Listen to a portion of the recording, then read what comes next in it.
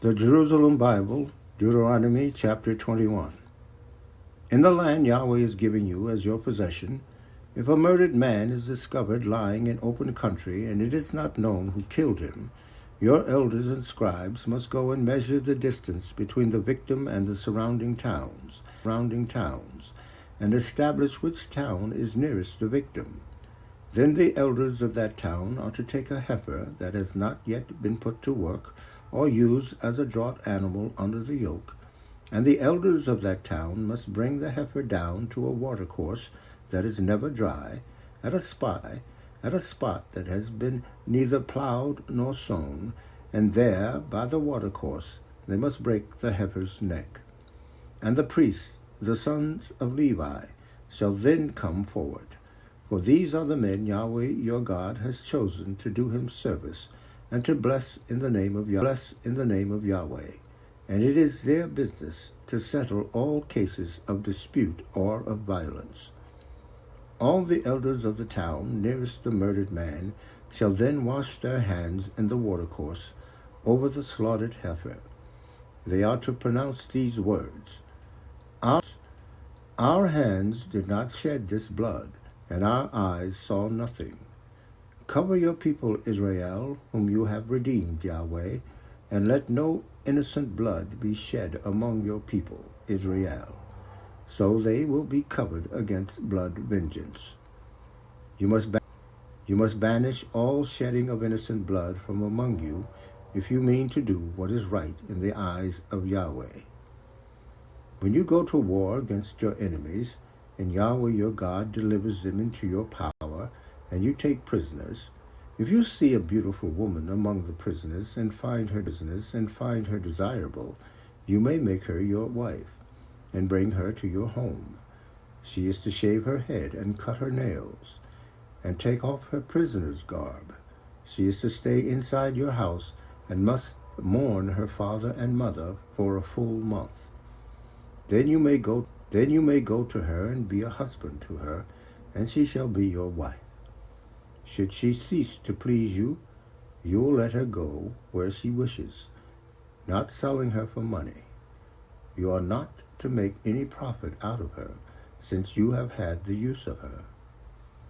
If a man has two wives, one loved and the other unloved, and the loved one and the unloved one both bear him children, and if the firstborn son is of the unloved wife, then when the man comes to bequeath his goods to his sons, he may not treat the son of the wife whom he loves as the firstborn at the expense of the son of the wife he does not love, the true firstborn. He must acknowledge as firstborn the son of the wife he does not love, and give to him a double share of his estate. For this son is the first fruit of his strength, and the right of the firstborn is his. If a man has a stubborn and rebellious son, and who will not listen to the voice of his father or the voice of his mother, and even when they punish him, still will not pay attention to them, his father and mother shall take hold of him and bring him to the elders of the town at the gate of that place. And they shall say to the elders of his town, This son of ours is stubborn and rebellious, and will not listen to us. He is a wastrel and a drunkard. Then all the fellow citizens shall stone him to death.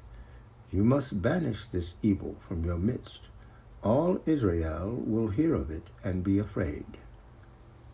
If a man guilty of a capital offense is put to death, and you hang him on a tree, his body must not remain on the tree overnight.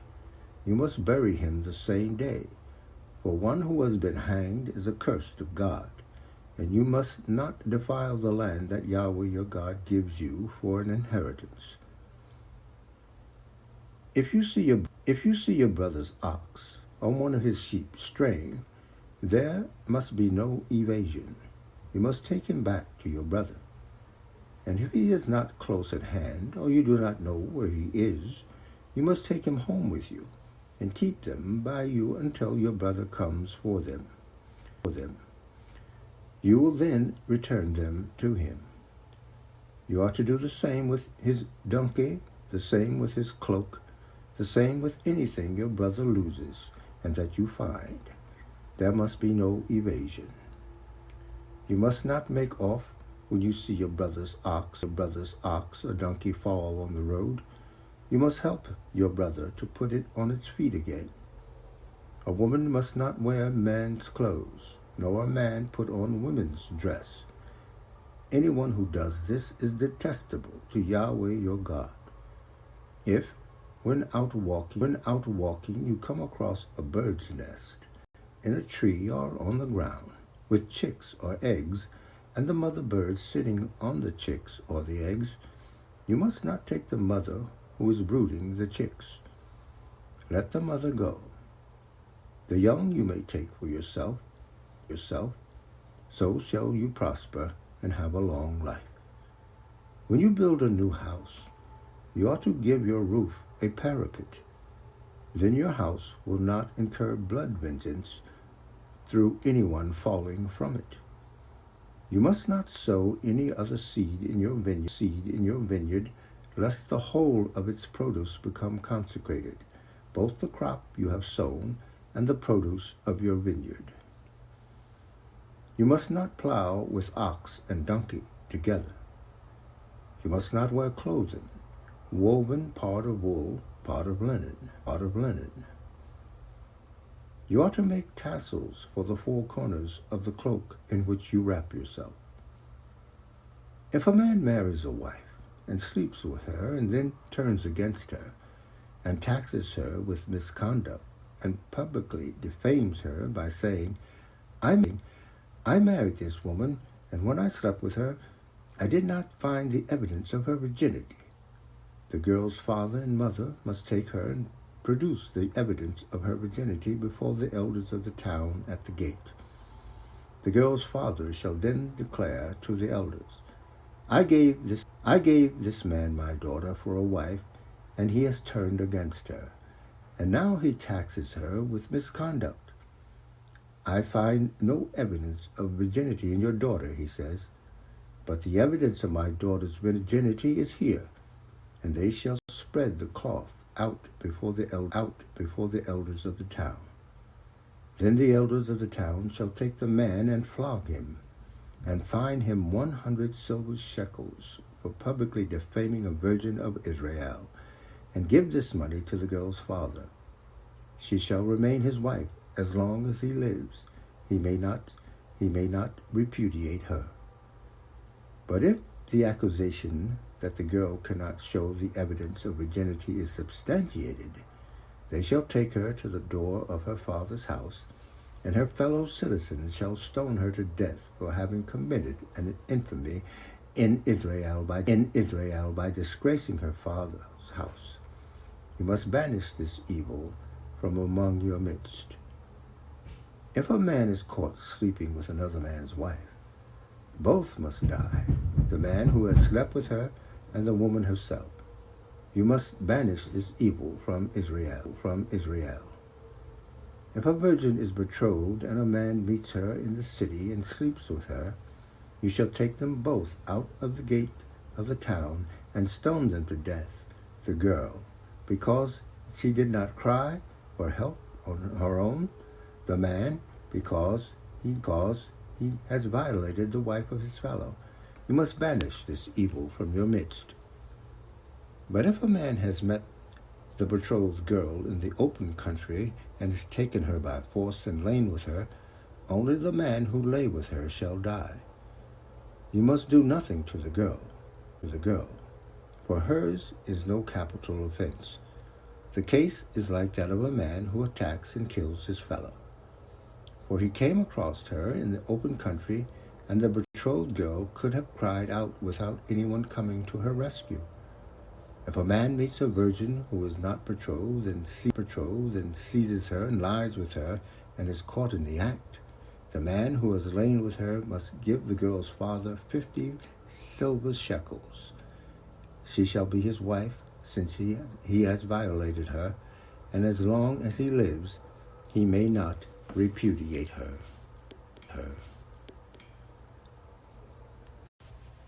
The Jerusalem Bible, Deuteronomy chapter 23. A man must not take his father's wife, and must not withdraw the skirt of his father's cloak from her.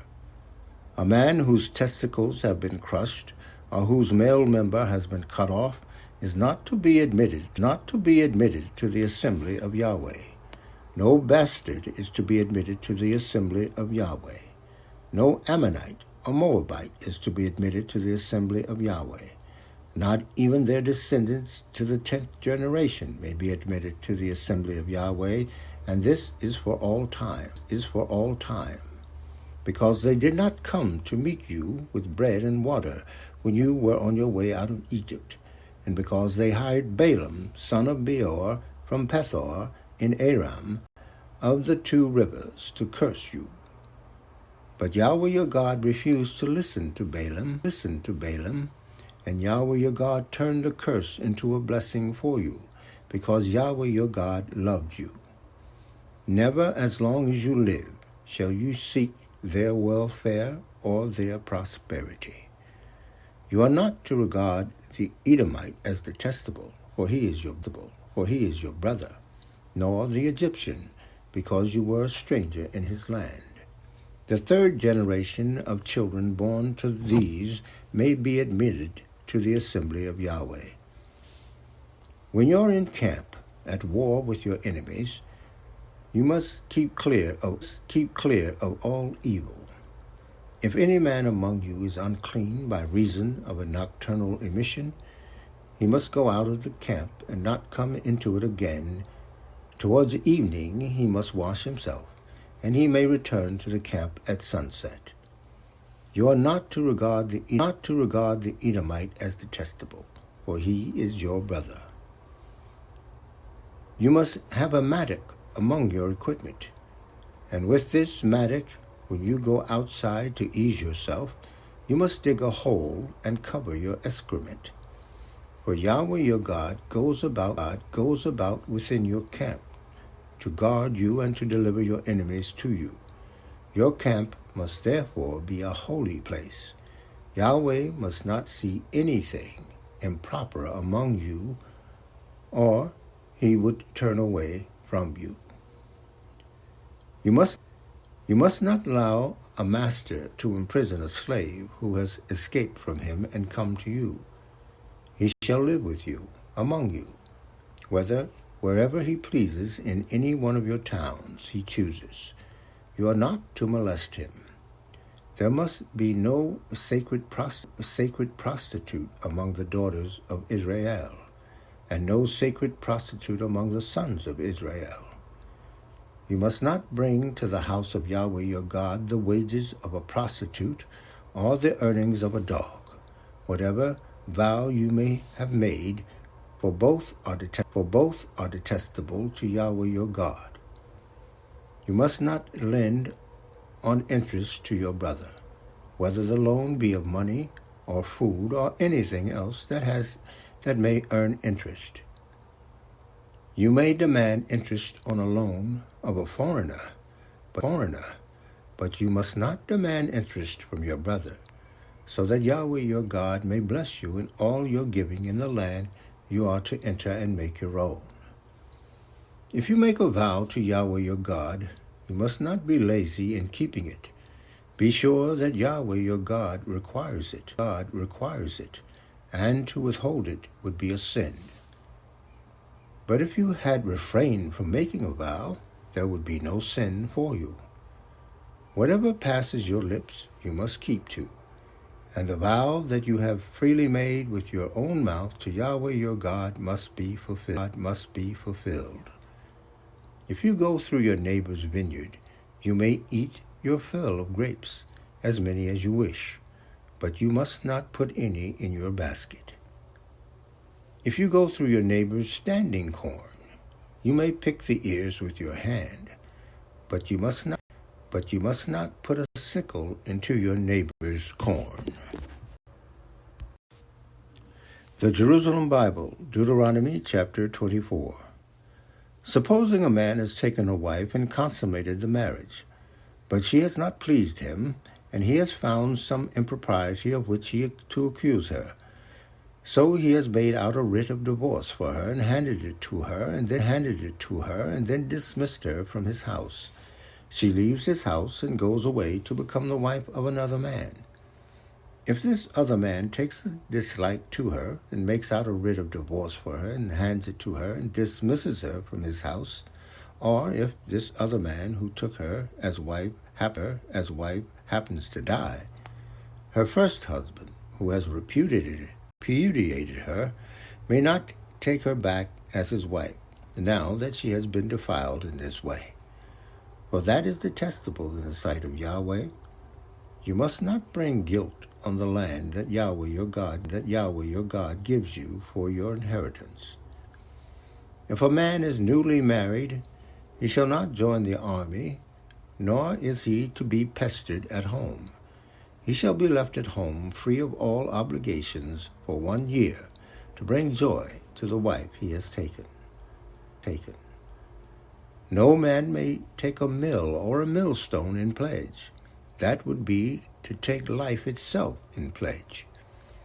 If anyone is found kidnapping one of his brothers, one of the sons of Israel, whether he makes him his slave or sells him, that thief must die. You must banish this evil from your midst. In a case of leprosy, take care you faithfully observe and follow exactly all the Levitical priest directs you to do. You are to keep and observe all that I commanded them. Remember that Yahweh your God did to Miriam when you were on your way out of Egypt. If you are making your fellow a loan or pledge, you are not to go into his house and seize the pledge, whatever it may be. You must stay outside, and the man to whom you are making the loan shall bring the pledge out to you. And if the man is poor, you are not to go to bed with his pledge in your possession. You must return it to him at sunset, so that he can sleep in his cloak and bless you. And it will be a good action on your part in the sight of Yahweh your God. You are not to exploit the hired servant who is poor and destitute, whether he is one of your brothers or a stranger who lives in your towns. You must pay him his wage each day, not allowing the sun to set before you do, for he is poor and is anxious for it. Otherwise, he may appeal to Yahweh against you, and it would be a sin for you. Fathers may not be put to death for their sons, nor sons for their fathers. Each is to be put to death for his own. You must not pervert justice in dealing with a stranger or an orphan, or take a widow's garment in pledge. Remember that you were a slave in Egypt, and that Yahweh your God redeemed you from there. That is why I lay this charge on you. When reaping the harvest in your field, if you have overlooked a sheaf in that field, do not go back for it. Leave it for the stranger, the orphan, and the widow, so that Yahweh your God may bless you in all your undertakings. When you beat your olive trees, you must not go over the branches twice. Let anything left be for the stranger, the orphan, and the widow. When you harvest your vineyard, you must not pick it over a second time. Let anything left be for the stranger, the orphan, and the widow. Remember that you were a slave in the land of Egypt. That is why I lay this charge on you.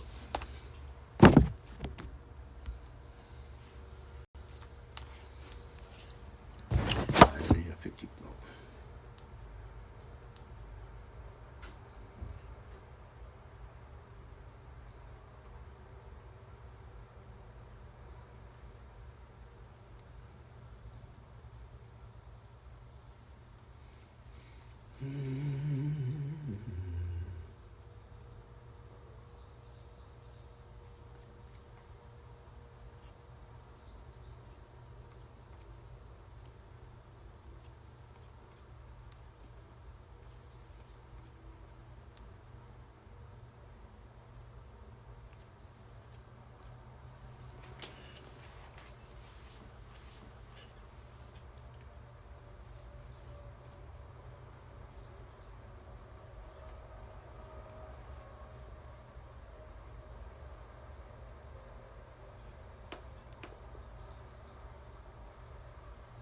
Jerusalem Bible, Isaiah 54, verses 1 through 10.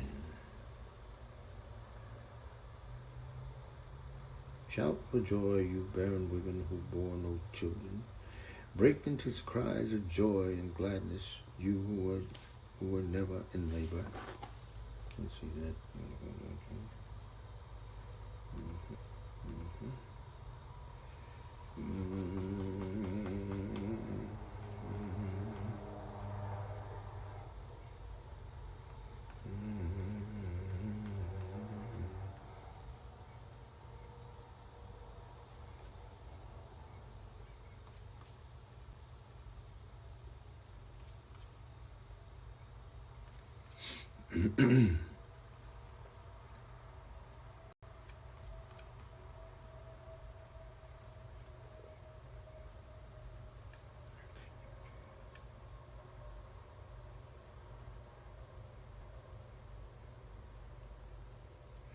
Pitchy bug.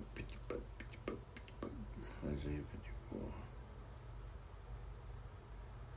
Isaiah chapter 54, verses 1 through 10.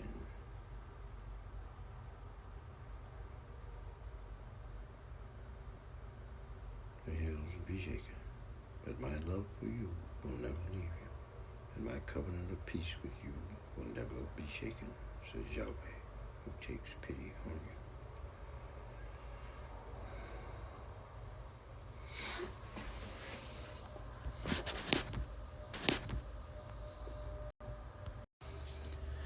The Jerusalem Bible, Isaiah chapter 54, verses 1 through 10. Shout for joy, you barren women who bear no children. Break into cries of joy and gladness, you who were never in labor. For the sons of the forsaken are more in number than the sons of the wedded wife, says Yahweh. Widen the space of your tent, stretch out your hangings freely, lengthen your ropes, make your pegs firm, for you will burst out to the right and to the left. Your race will take possession of the nations, and people will be abandoned cities. Do not be afraid, you will not be put to shame. Do not be dismayed, you will not be disgraced, for you will forget the shame of your youth, and no longer remember the curse of your widowhood. For now your Creator will be your husband, his name Yahweh Sabaoth.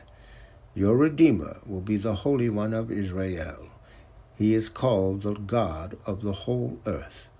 Yes, like a forsaken wife, distressed in spirit, Yahweh calls you back.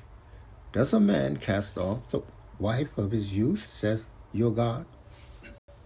I did forsake you for a brief moment, but with great love will I take you back.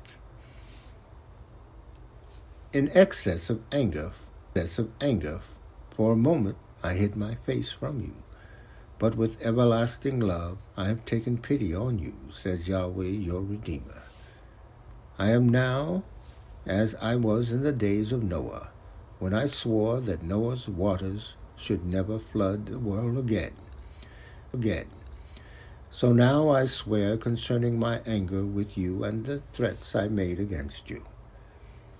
For the mountains may depart, the hills be shaken, but my love for you will never leave you, and my covenant of peace with you will never be shaken, says Yahweh, who takes pity on you. The Jerusalem Bible, 1 Corinthians chapter 5, verses 1 through 5. I have been told, as an undoubted fact, that one of you is living with his father's wife. This is a case of sexual immorality among you that must be unparalleled even among pagans.